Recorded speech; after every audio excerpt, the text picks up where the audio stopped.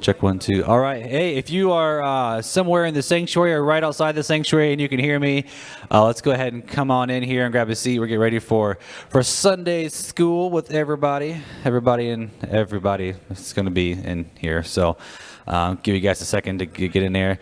Everybody's going to be in here. So we'll kind of wait and see. Greg, I see you out there. Get in here, pal. Greg, calling you out individually. Your wife's coming, but he's not. Here he comes. Good. All right. Well, good. In case you haven't heard, or if you just haven't been here in like 6 months, yesterday we had our 6th annual walkathon for Rapha International, not Rapha House, Rapha International. And like I was saying earlier during the first service, yesterday could not have gone better. Weather was beautiful. We had so many people just coming in and out, walking, buying produce, just fellowshipping, and it was an awesome time. And so we are excited to have a representative from Rapha International here with us this morning.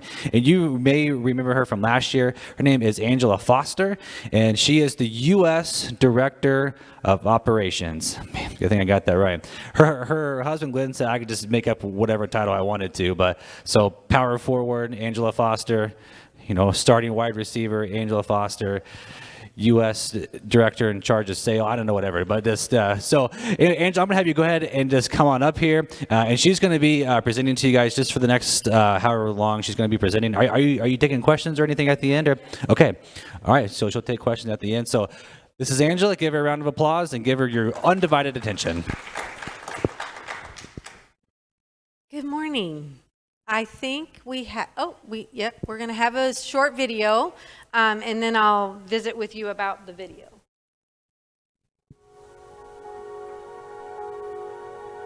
Every year, more than 1 million children are trafficked globally, and millions more are victimized through sexual exploitation and violence.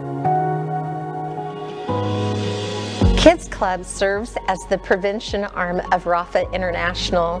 Our programs are intentionally located in impoverished and vulnerable communities where children are greatly at risk. Sadly, there are predators waiting in the shadows every day, so your commitment is essential to prevent and end trafficking and sexual exploitation, one child at a time. By sponsoring a Kids Club child, you make it possible for an at-risk boy or girl to receive an education, which will give them an opportunity to have a better life and break the cycle of poverty. What truly sets this program apart from many other child sponsorship models is that each child is assigned a social worker to work closely with their family in empowerment and child protection. Kids Club facilities host preschool programs and provide a safe place for children to play and learn and encounter Jesus.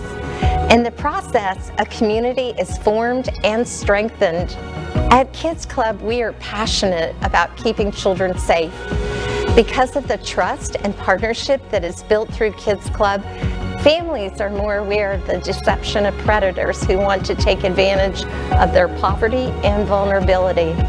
Kids Club is currently serving in 2 of the largest cities in Cambodia, with a 3rd location in Thailand. Child sponsorships are simple. You can invest in the life of a child who desperately needs your help for only $40 per month. An at-risk child needs you today. When you sponsor a child, you change their life forever. So last year when I was here, we talked about, Bruce was in the back trying to get me to stop talking. I talked a lot about the original purpose for Rapha was to do aftercare for survivors of human trafficking. Yes, we are target for those aftercare facilities are ages 6 to 18. The youngest we have in one of our safe houses right now is actually 3 years old. So this prevention program that we have as well is how we are working really hard to keep from getting them over that cliff into the trafficking that I talked about last year, the aftercare facilities that we have. So in prevention, one of the things that I think the video really addresses well is the purpose of our job, the reason that we do this, is to empower families, because we believe, and I think I talked about this last year, the girls in our aftercare facilities, we don't intend to keep them. They are there to recover, to heal, and we want them to go back to the God-given family model, right? And so if we can keep them from ever leaving their families by empowering their families, by helping their families, then we have done the best job that we can. Now, are we always going to need our aftercare facilities? I would love to say no.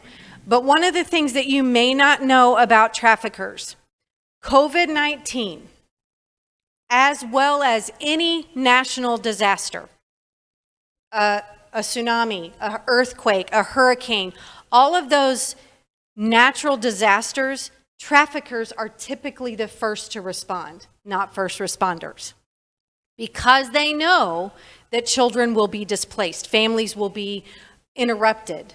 And so traffickers will inevitably get there first and make an effort to engage a child in conversation, or take a family that's been displaced from their home and say, hey, we've got this great place for you to live, and they'll give them a home. Now you're indebted to them.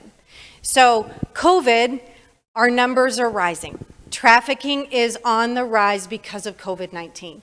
Losses of jobs make families desperate, especially overseas. Here in the United States, it's not any different. We don't have any facilities here in the United States, but we also do counseling for trafficking victims. We have a healing center for hope and freedom.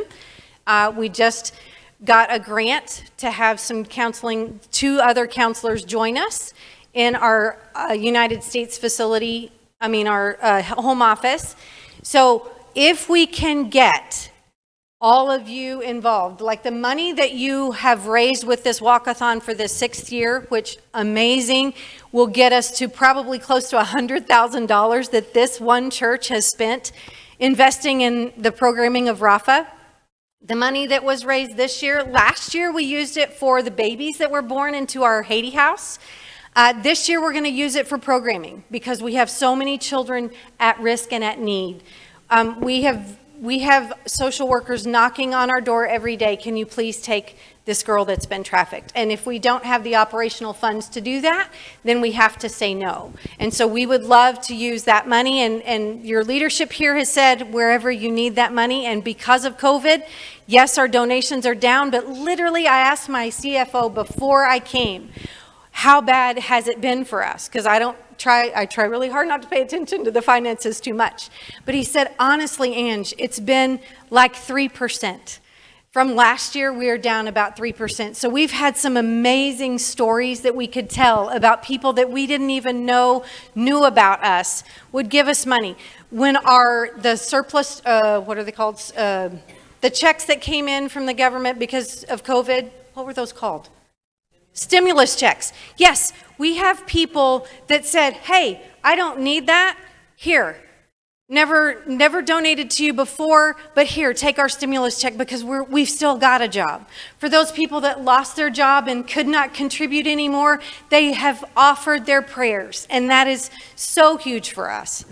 So we are doing well. But the money that we are raising today, that we raised yesterday, and apparently continuing to go on because we have produce left, and y'all are, from what I understand, Brady says you're supposed to give a healthy donation if you get some produce on the way out. So make sure you give that healthy donation because it is going to the operational funds that we have at Rapha. So let's talk about our kids club.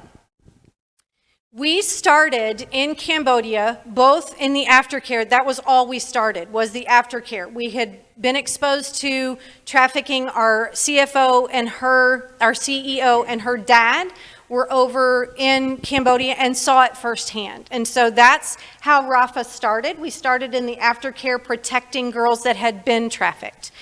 Then we noticed as our social workers were out in the villages finding the families of these girls, because again, our job is to reintegrate them back to their families if it's safe to do so. If the family is not the trafficking person or someone in the extended family are not the traffickers, then we want that child to go back to their home. So as our social workers were finding those families, we saw an incredible risk for not only the siblings of the girl that we had in our care, but just the incredible risk because of the poverty situations that we deal with in Cambodia, actually in Thailand and Haiti as well. So when we saw that, we actually met a family. He is a pastor, and our CEO's dad is a pastor. And so they were getting together, and he talked about how, he said, this trafficking problem, help me understand. He goes, oh, you have no idea how bad this is. And he said, come to my home. They had opened, and this is a family that was running a pig farm before we came alongside and helped them. But they opened their land to children in the neighborhood that didn't have a place to go to be safe. So they were already doing a kids club. When we met this family, we came alongside them, and then we were like, what can we do to help you in protecting these children? And they said, well, we really need money. We're doing this on our own. They had about 50 kids in their backyard that would come before school. They would leave the siblings would leave their preschoolers with some of the siblings. They have 4 children. This pastor and his wife have 4 children. All 4 children are involved in the ministry. They would keep these kids do they love to sing songs. Now this first community that we were in was mostly Muslim, and they were living in boats on the river. So they fish for a living.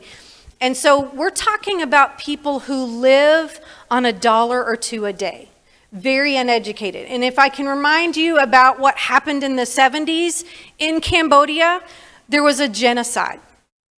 And so over 2 million people were killed, and they targeted the educated people, because Pol Pot, the leader, wanted a rural farming community and uneducated people that he could control and his regime could control. And so you've got a brand new country. Now it's only about 40-something years old of people now being educated, understanding that education is power. Education helps me get out of poverty. So in these communities that they started in, very impoverished families, they were fishing every day to make a living, or making fishing nets to sell so that they could make a living. So you got families living on $1 or $2 a day with 1 to 5 to 6 children. And so when we were in those villages, those children needed help. They were not going to be able to get an education. Here's the interesting thing. In every country in which we work, education is not free. We have public schools that our taxes pay to have those schools free, correct? Not so in any country in which we work.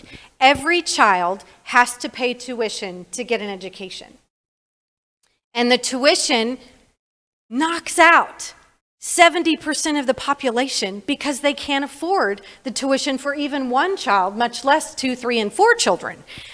So the way that system works, once you buy tuition, then you've got to buy the uniforms. They require that you have 2 different uniforms. Then they require you to buy the supplies. And you actually have to pay the teachers to do the test to let you go to the next level. Not your every week test, but to get your passing to the next level, you have to pay the teacher money to get to the next level. So that takes out a lot of people getting an education. So for us at Kids Club, for the way that we operate, we not only assign a social worker that really is in their community every day, and I've got a great story about being in the community every day. We assign a social worker, and they help that family sometimes pick and choose which children get to go. Like if you have one child sponsored in a family, that child's tuition is paid, but it might give the family enough of a break, especially with the rice supplement that comes with a sponsorship as well. It might give them the way to make even one other child be able to go to school.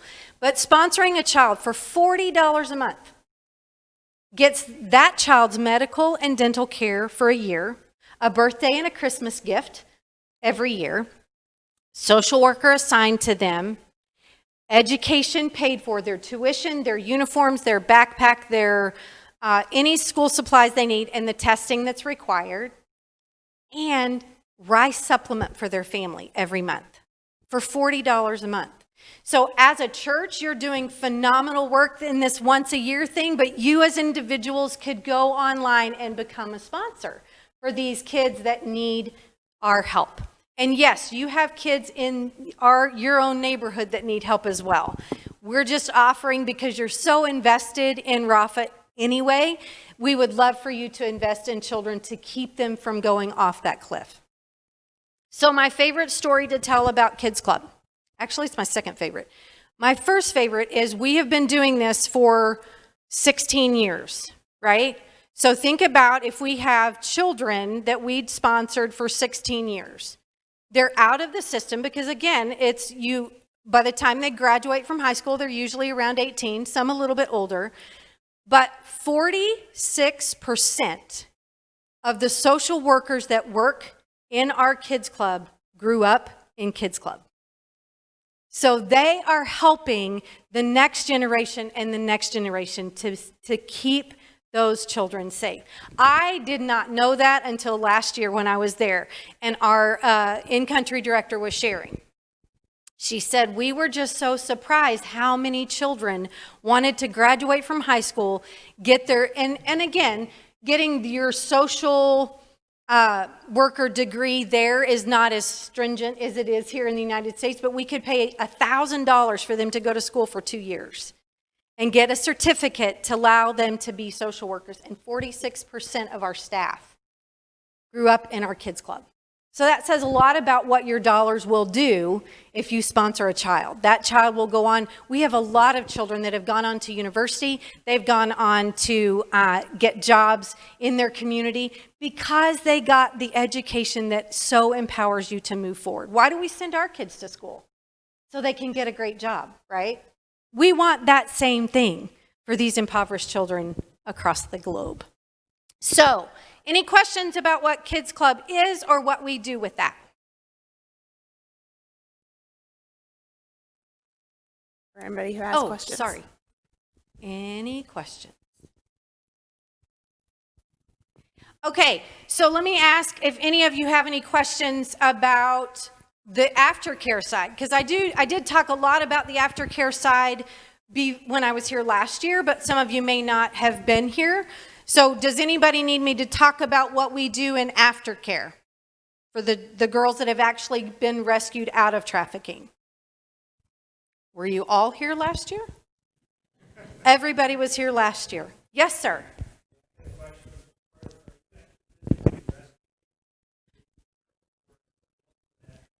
Right. We do not, Rapha has not participated in the actual rescue for probably, let's see, we've been doing this for 16 years, probably about 15 years. We did maybe a few, and then we realized how incredibly dangerous that is and how dangerous it was for the staff that we employed. We have such great relationships with the governments in every country in which we work that they actually do have a child protection agency in each government, and so we get a lot of referrals from them. We also have really good connection, especially our social workers, with law enforcement, and so sometimes we get referrals directly from a police officer or someone in the law enforcement. So we do not do any of the rescue, no. We had Love, Rescue, Heal. We still have Love, Rescue, Heal in our tag. So our rescue, in our minds, is rescuing that entire family. Because when you can just protect that one girl or protect that one child, the entire family has been rescued from the risk of trafficking. If we can educate, go in those communities and educate every person, not just the people that are sponsored, but just the community. Our social workers do a lot of community classes for because they're really community oriented. Just like if you're in your own neighborhoods. It used to be this way a lot. When my husband and I were growing up, we would ride our bikes until it was dark, and then mom said, come home. Not as safe to do that now, but it is in those countries. They are very community oriented. So even if you don't have a child sponsored, you're going to be watching out for the kids in your neighborhood. Thank you. Yes, sir. regarding the kids club thing, how do you approach the spiritual component of what happens with those kids? That's a really good question. We offer, good night. Most of the songs that we sing are about Jesus. We offer, we have 2 days, on Thursdays and our Sundays are a day that we actually do official programming. The rest of the days, it's literally a drop-in center. So the kids can come in when they want, they can play on the playground, they can use our art equipment, they can do whatever, but our official days are Thursday and Sunday. And we do have a Bible lesson that we teach. And then we have, we sing songs about Jesus. One of the things is telephone to Jesus. You can talk to Jesus on your own. You don't have to go through another medium to talk to Jesus. And so we talk to these kids. And again, just like in our aftercare facilities, we're not going to keep them from coming if they don't accept Jesus. But one of the things that we have found is that the protection that's provided by the Kids Club Care, so many of those families have not rejected Muslim, their beliefs, but they are very accepting of this Jesus that we present. So it's because we're caring for them, just like Jesus did. You know, if you meet their physical needs, the Jesus that we love and we share that love, they're going to get it. They're going to feel that love. But we do have a lot of families that have come to Jesus because of our kids club. Yep. Yes, sir.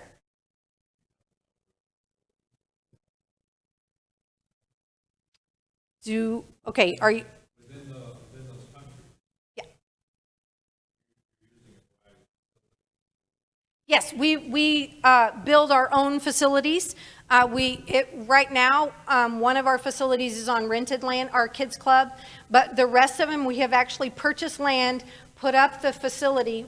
When I say drop in, we have a big preschool. Every kids club we have has a preschool program, so you can have, it's free to those kids that are sponsored, but we have a preschool program. And so we have a preschool room, we have a play area, we always have playground equipment that goes with that. But yes, we have purchased land in every place. We have 2 kids clubs in the largest cities in Cambodia. And then our Thailand house, kids club is on the border of Mae Sot, which is a Burmese country, Burma and Thailand, and it's actually located in a trash dump. They're migrant families, and so what we do for them is huge because they really are very, very displaced people. There are women that will, when the trash truck comes in, literally stand under the trash truck as it's dumping out product so they can find things to sell. So that's the programming that we have in Thailand. Now, the story that I wanted to tell you about, there was a grandfather his grandchildren lived with him, but none of them were sponsored with Kids Club, but our social worker is, again, always in the villages. And so he found the social worker and said, my granddaughter is missing. I can't find her anywhere. She has not come home. And so our social worker then goes and finds all of the rest of our social workers, and we're on a hunt. We call the police. We're on a hunt for this granddaughter. And minutes before she was being sold, the taxi driver was about to put her in a car. And that child was saved because of our social workers in the village. He was not a part of Kids Club, but he was a part of Kids Club because he knew that we would help him. He knew that our social workers knew the area, knew the families. And so we saved a child that was at risk without even a sponsorship. So where we are located and what we do is vitally important to prevention, to keeping these kids safe before they ever fall off that cliff. Thank you. Did I answer your question? I'm a little ADD in my storytelling, so I just wanted to make sure I addressed your question. So you've got a variety of facilities. Yes, we have 2 facilities in Cambodia, and we have 1 in Thailand. I'm not sure what our decision making is in Haiti. That's because there are so many orphanages doing so many things poorly in Haiti. I'm not sure if we're going to do a kids club but that will be something that we can update you on every year if we're going to do a kids club prevention program, because prevention is needed everywhere. Clearly, it's needed everywhere. But I'm not sure we feel like it's the best move to make right now in Haiti. But in the other countries where we have aftercare facilities, we actually do the prevention as well. Yes, sir. Oh, yeah. Yeah, we do. Because we're taking away their income. We're providing education for families that will go, wait, no, I don't want your money. I don't want you to have my child. I don't think you have that great job for my daughter in the city. So yes, we have great resistance from traffickers. The thing is, though, the best part about that is that our families recognize traffickers now. Used to, it was very easy for a trafficker to come through a village and offer money. And the thing about the Buddhist faith and the Hindu faith is that once you're born into a family, you owe that family a debt for your life. And so children from very young ages want to work wherever their parents are working, or pick up rocks or do whatever to make money because they know they owe their parents a debt. Totally foreign to us because we do anything and everything for our children, you know? But these children feel indebted to their parents for giving them life. And so a trafficker can come to a family and say, yep, this child's of age, I can get them a great job. For your young boy, I can take him and get him a fishing job. For your daughter, I can get her a job in a factory, or I can get her a job as a waitress, or I can find great job. And they'll offer a lot of money for those children. And those parents may never see those kids again. Now that there's education out there to explain what a trafficker looks like and what they're doing and the verbiage that they will use, it's really easy to resist that. And we will find traffickers through the families that we support. So, super question. Thank you. Any other questions? Yes, sir.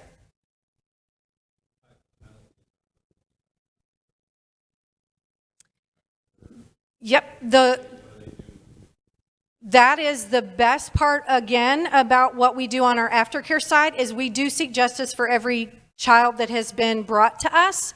We don't always win every case. The largest case we've won in Cambodia, the man got 15 years, and there were several others that were caught. I don't remember what they were sentenced to, but the ringleader of a trafficking ring in Cambodia got 15 years. In Thailand, 25 years. In Haiti, life in prison because of what he did to his own daughter. And he was a government official. Life in prison.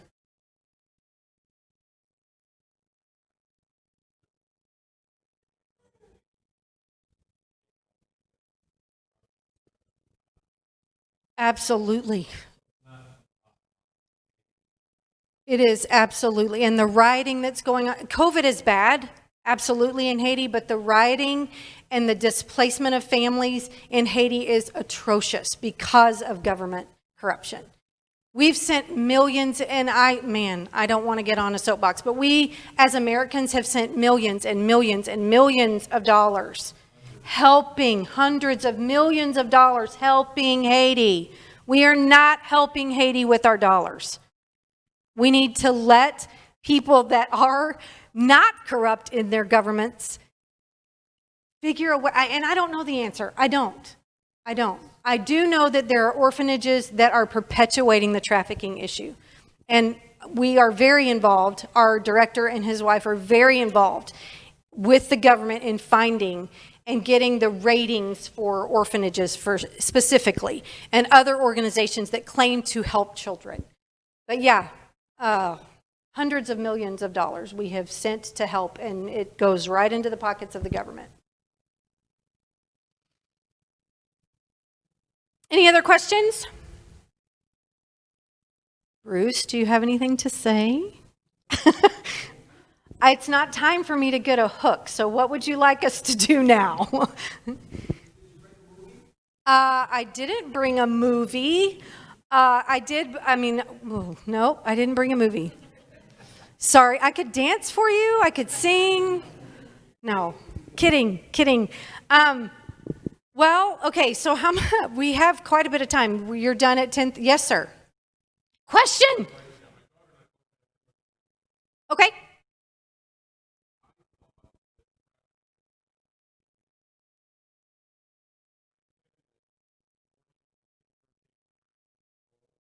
Yes. Yes, sir. So the movie Taken, several of those movies talk about trafficking victims that are actually kidnapped. Of the 49 million people, average 40 to 49 million people, how do you count that? I don't know, but that's the figure that UNICEF puts out. About 4% are actually kidnapped. About 49% of trafficking victims are sold by a family member. So here in the United States, it's not any different. We just make it look different. Trafficking victims here are mostly by family members. It is very rare that you find, it is not rare. You will see on TV the really big rings that we like at Super Bowl, huge trafficking event. That's just buying and selling women because there are hundreds of thousands of people coming to an event, right? So sporting events are big, huge trafficking events. People will bring girls in just to service the people in the community for that event. But the majority of children trafficked are because their parents need money. They need drug money, they need money to pay the rent. Poverty here is real, and trafficking here is real because of the poverty issue that we have here in the United States too. Multiply that by I don't know how much in an impoverished country, and it's the same. Parents sell their children not because they want to. Some, yes, because they know they can make money. But the majority of parents are duped. Really. They think they're doing their child a favor by getting them a good job. Yes, ma'am.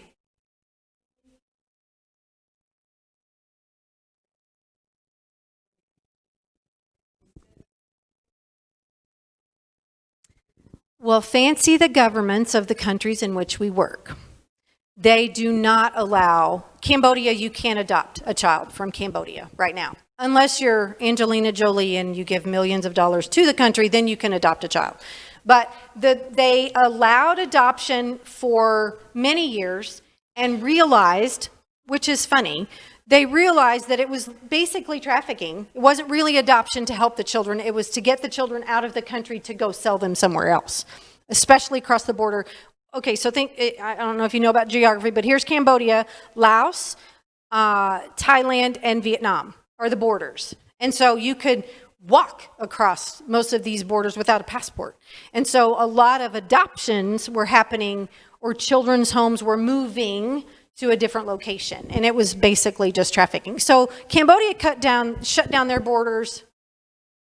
I want to say might have been in the 80s, and then once the trafficking, so every country gets rated by, it's called the TIP report, Trafficking in Persons report, that comes out from our government, and they have a way to get up. Like a tier 3 country means they're doing absolutely nothing to prevent trafficking. Tier 2 means they're making some efforts.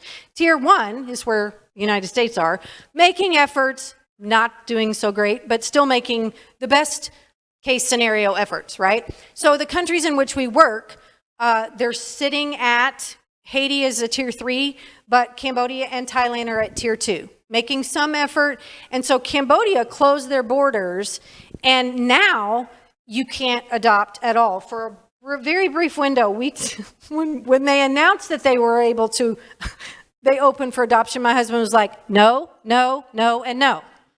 You cannot adopt any more children. I don't have any adopted children anyway. We don't need any more children, right?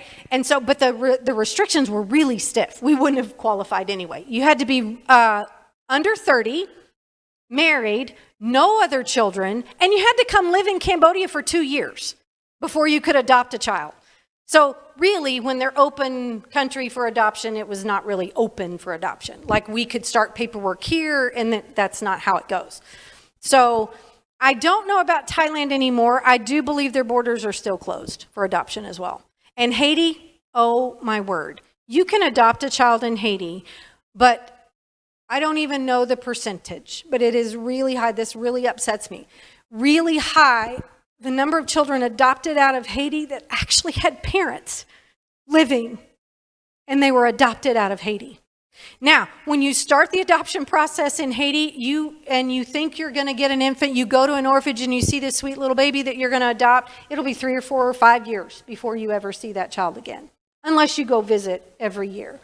But the adoption process in Haiti is slow, it's arduous, and it's very difficult to understand that the trafficking issue there is, what do they call it? They call it, help me out, where the people go to the families to say, hey, you can't care for this child. Recruiters, adoption recruiters is what they have in Haiti. They'll go to the family and they'll say, we see that you can't take care of this. We have this orphanage over here. We'll be happy to take care of your child. And then that child may get adopted.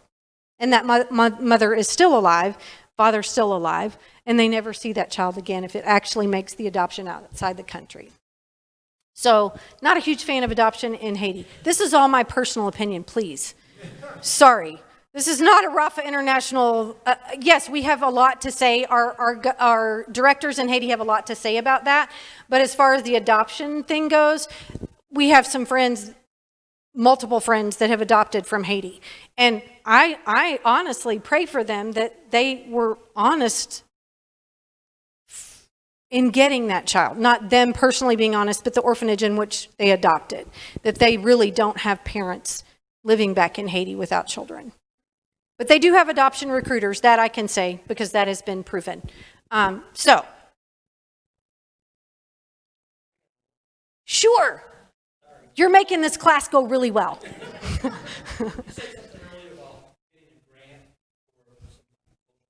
Yes.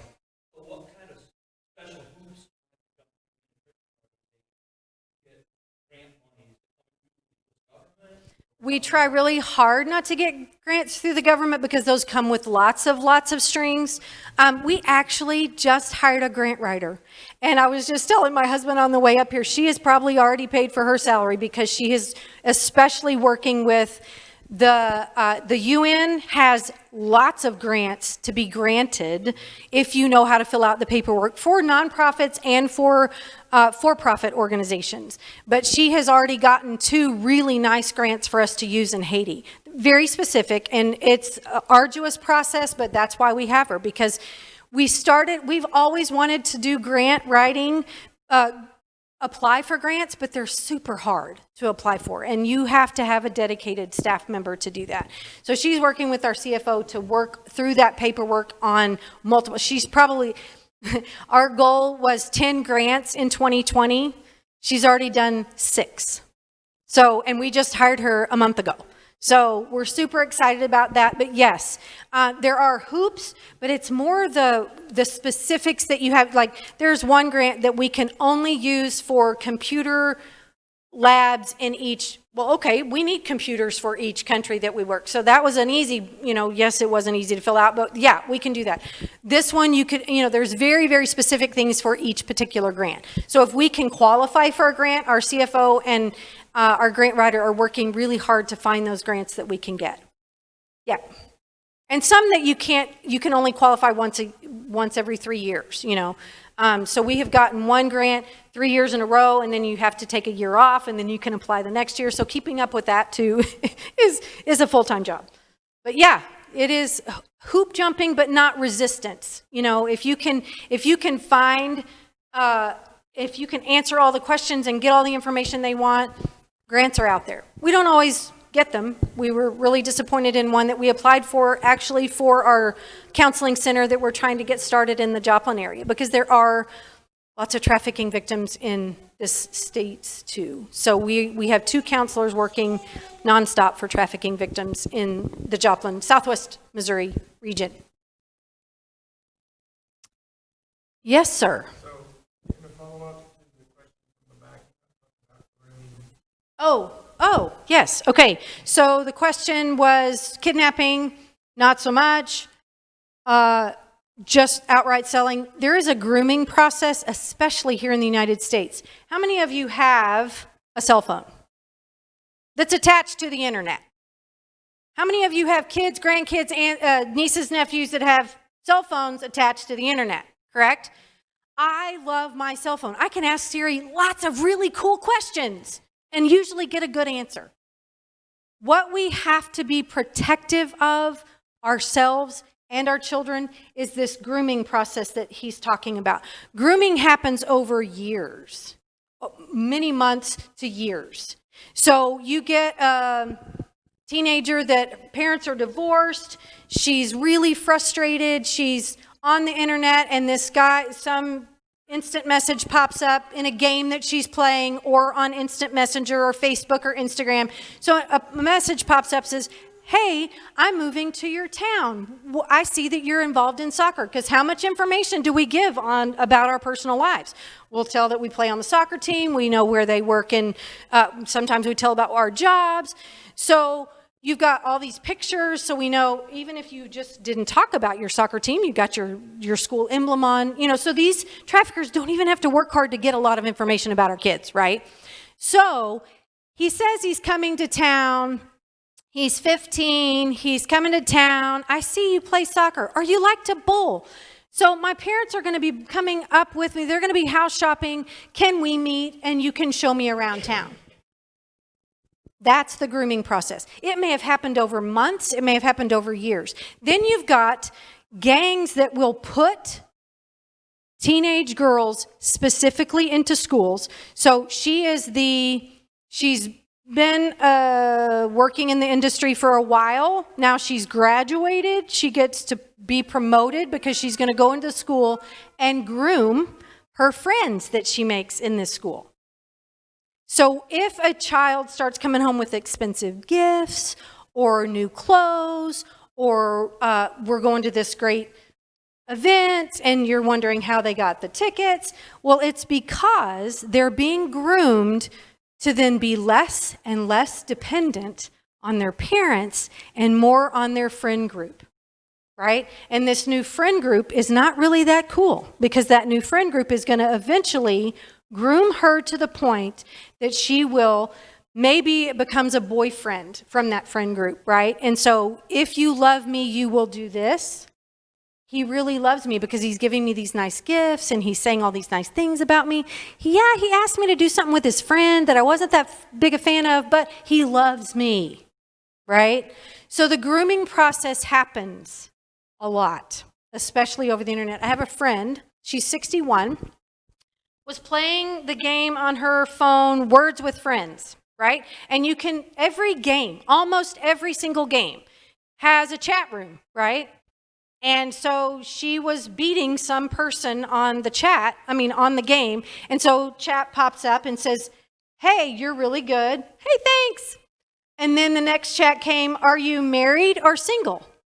And she's like, well, happily married, thank you. Do you cheat? Was the next question. She literally cut off the game and called me. And she said, you know that thing that you were talking about on the internet? She goes, it just happened to me. She's 61, happily married, has 3 girls and 8 grandkids. And it happens very innocently. So think about a naive, frustrated, even a woman that might not be happily married. That's so easy to start that chat. Warn your kids, don't chat. Warn your anybody's, don't chat. If you do, make it purposeful. Like she immediately cut off that conversation, but what if she was in a bad relationship? What if she was not happily married? She could have carried on that conversation and at some point they met, right? So that's the grooming process. Thank you very much for reminding me about grooming. That's another huge way that traffickers infiltrate our homes. And we allow it unbeknownst to us most of the time. My challenge to parents, grandparents, aunts, and uncles, you can actually Google this and it really is real. 10 worst apps on your kids' phones. And I'll tell you, TikTok is one of them. So just saying. But 10 worst apps for your kids on the internet. And I would go then check on your kids' phones to see what kind of apps they are using on their phones.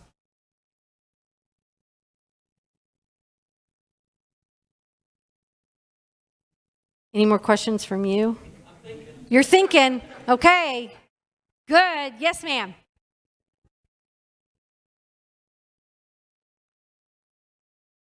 Yes. Especially in our Thai house, we get some from China quite frequently. And then we have, if there's, depending on their situation, if it's very difficult and we know, or our social workers have found out that the family's prominent, and we need to move to a different location, we are reciprocal that way. Doesn't happen a lot, but yes, we do have girls from other countries in our, I don't believe we have any in Cambodia right now, but in our Thai house, we do have some girls from other countries. Yeah. Yes, ma'am. We do. Would you like me to look it up?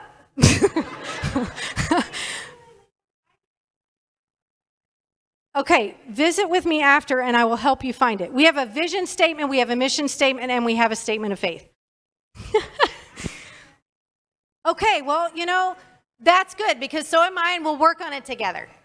But yes, if any of you techies out there can find our statement of faith on our website, it's there. Oh, and we also have to, there are a lot of our partners that we have to share that with as well. Yep. So I'll just tell you, our vision is to end trafficking for children. Our mission is to end the trafficking of children one child at a time. Because we know that if we can save just one, then our job is worth it. We have done our job if we can save one child.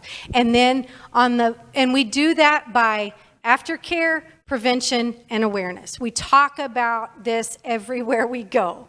We talk about the trafficking issue because it does happen everywhere. Yes, we work globally, but we are very passionate. We're a part of a coalition in the Southwest Missouri region just for that reason. We were part of the starting organization. It's called the Rise Coalition, and we have pastors, we have churches, we have children's services, we have judges, we have other faith-based organizations, we have medical and we have nurses and doctors, all a part of this coalition because we know this happens in our area. So we want everyone to be aware. So that's our job. Our mission is to end child trafficking one child at a time through aftercare, prevention, and awareness. Yes, sir.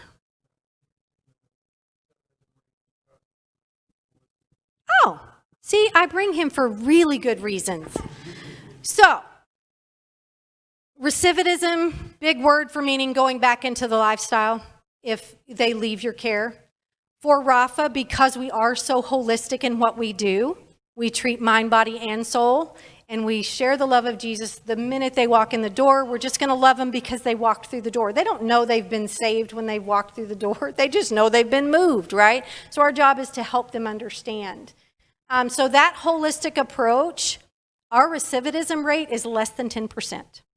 If you took that same child and put her in a secular program, and she had no hope, 80%.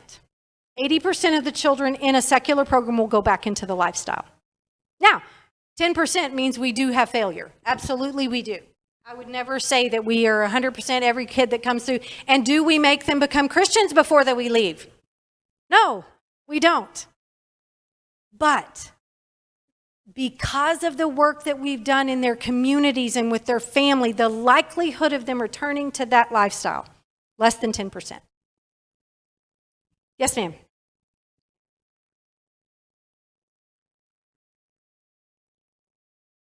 Yes. Awesome question. We actually have 2 girls that started a church in their village. Is that not crazy? Yes, we have in most of the countries. Now, Haiti would consider itself a Christian country because they're the major religion in that country besides voodoo is Catholicism. So there are a lot of Christians in that country. But in Haiti and in Cambodia and Thailand, probably less than 2% are Christian, and that means all kinds of Christian, right? But we do have village churches that we make sure that our girls are able to go and find if they want. Again, we've been in their villages a lot while they've been with us, so we make sure that they have a way to do that if they want to. Thank you. Thank you. Yes, ma'am. Oh my word, that is a really good question. We are the only aftercare facility that ministers to disabled children. Disabled children especially in Cambodia and in Thailand are considered there's no reason to have them. Usually left out on the streets, but get into begging rings because they have there's not a lot of care for, they don't understand. We got a Down syndrome girl in Haiti. Had her briefly because we don't do that in Haiti. We don't have that specialty in Haiti. But they don't even have an explanation for that. They just call it dumb. In their language, they do not have a way for us to explain Down syndrome. We got around it and we figured it out because French is that's what business people use. The language is in French in Haiti. So we found a French word for that. But Creole is the language that most of Haiti speaks. There's not a word for a Down syndrome child. But in Cambodia, we actually have we call it our sweet home. It is about 150 feet, 150 yards away from our safe house. It's another safe house that we have just for disabled children. Yep, we do that as well. Am I getting I am. Okay, so what we thought was going to be a really short class turned into an actual Bible class. Thanks so much. Can I pray for us? God, we just thank you for being our God, for the way that you show up in this congregation, the way that this congregation serves you as they serve their community, and especially as they serve Rapha International. We thank you in Jesus' name for all that you do, all that you are in our lives, and how you work in and through us. And it's through Jesus that we pray. Amen.